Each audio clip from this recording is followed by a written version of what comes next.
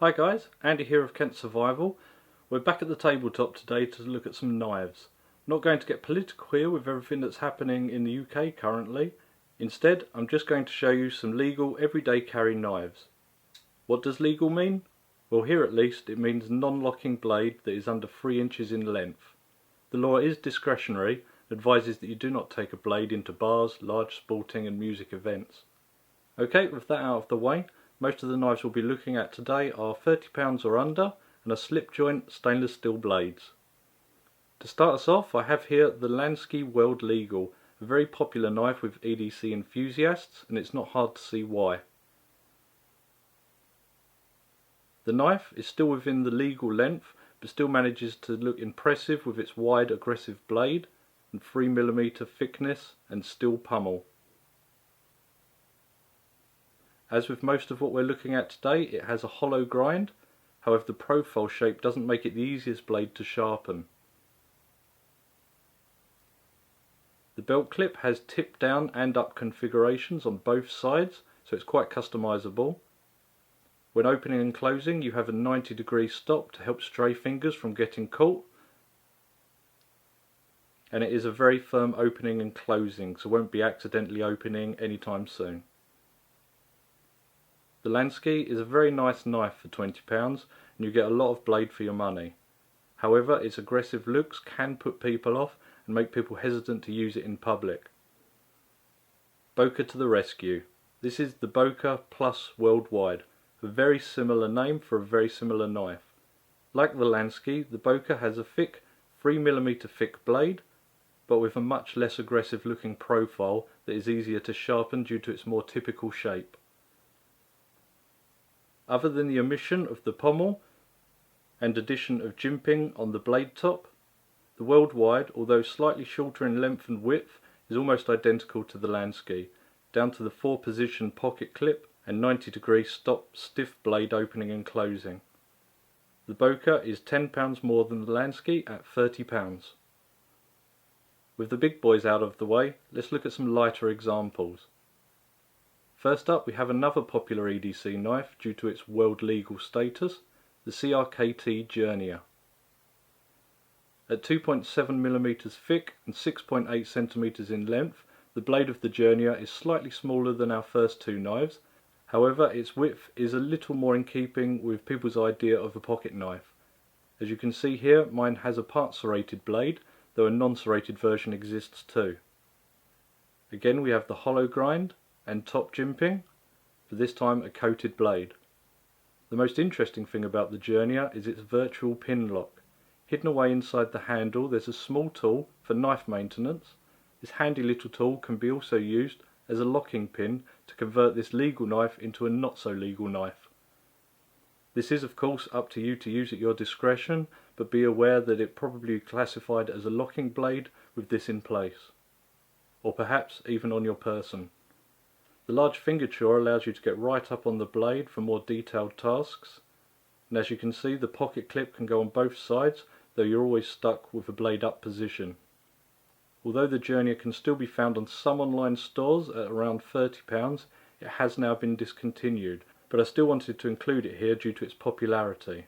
But fear not, because the Chinese have brought us the HX Outdoors D153, or commonly known as the Bastard Halibut, for reasons unknown to me.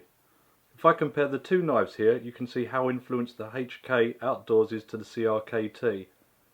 Both blades are easier to open and close than the first two knives, which is a positive and negative depending on how you look at it. Both have top jimping, quite flat but comfortable scales, and a large fingerture for precision work, and most importantly both have the locking pin. Only the HK Outdoors actually feels a little better due to being magnetised. I'd feel less likely to lose it. The HK will only set you back about £20 though. So that's 4 down and 2 very different styles. Before I show you the next knife, I just wanted to show you this Sanrenmu 7056 first. Now this is a liner lock blade, but it is one of my favourites, with its comfortable grippy scales and extra tools. Why am I showing you this, you ask? Well, knowing Sanrenmu make many styles of knives, I worked with GearBest on finding a legal alternative and what we found was the 7092. GearBest were kind enough to send me the 7092, but it can be had for just £7.64 at the time of making this video, making it quite the bargain. Now, I've not used the knife a whole lot yet, but it does feel very solid, much like the 7056, but lighter. The blade and handle are a hair shorter than its lock-in cousin. At 6.8 centimeters, the blade is the same as our previous two knives.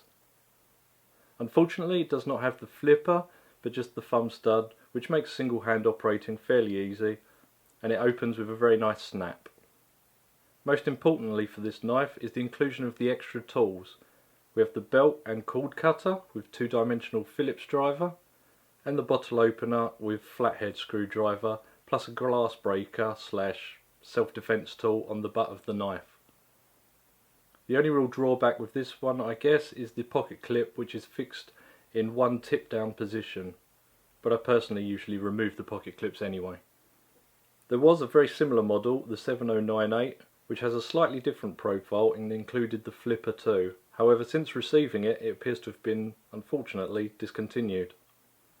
And on to our final two knives, which I'll show here together. They are the Grizzly Bushcraft Legal Carry Pocket Buddy knife, quite a mouthful, and the Anglo Arms Legal Carry knife. Are you noticing a trend here with the naming? Both of these knives are a little unremarkable in my opinion.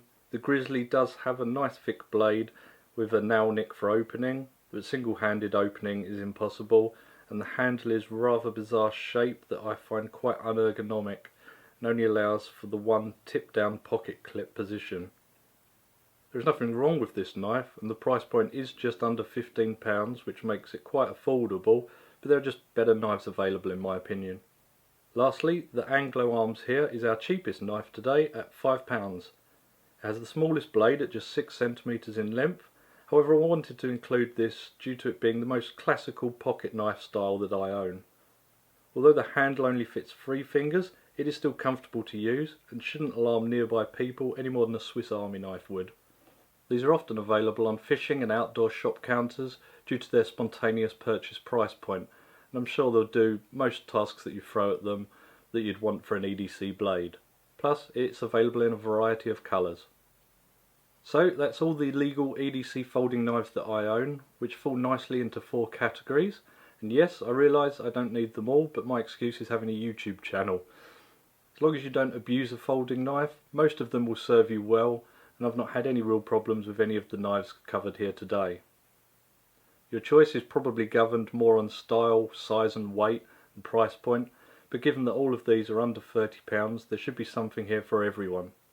I hope that this video has helped show you some of the options available, and I'll supply links below in the description field, and remember to be responsible when carrying a knife on your person. If you found this video helpful or interesting, maybe you'd like to check out some of my others, such as a look at EDC multi-tools. For now though, goodbye, and I'll see you on the next one.